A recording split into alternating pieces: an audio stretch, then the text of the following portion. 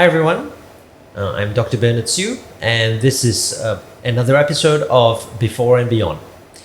And if I can actually refer to this picture right in front of us, I want to show you another typical example of what we would look at in a patient's mouth and to actually manage problems when it comes to erosion with the teeth.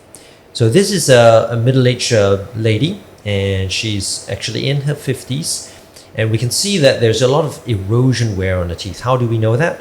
If you look at all these little wear patterns on the teeth, let me see whether I can just get the drawing up here. You will see that in these little orange marks of the teeth, there are just exposed dentine. So dentine is the second layer of your tooth, and when it's exposed, it wears down about 3 times faster compared to the enamel, which is this area right here. Okay, potentially these teeth, when there's so much breakdown, will start to crack as well. So we don't like to leave exposed dentine alone. So when teeth wear down 3 times faster, you can imagine within about 10 years, she won't have a lot of teeth left.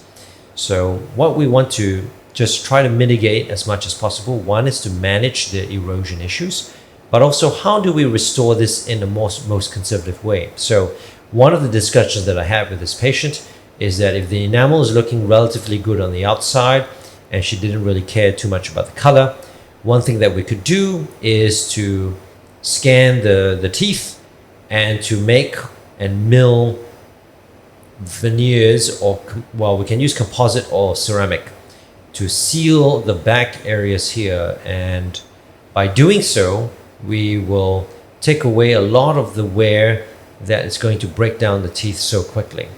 And perhaps in these areas we would put composite resin restorations, and something like this where the teeth are starting to crack, we might put a larger ceramic or composite resin just to cover this area here. And the bite will change, of course, but that's one way that we can really stem the tide of really the teeth breaking down.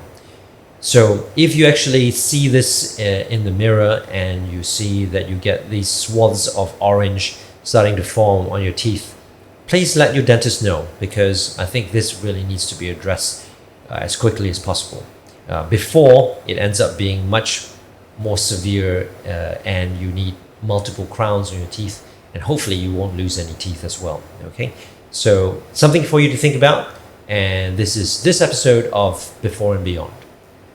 Thank you.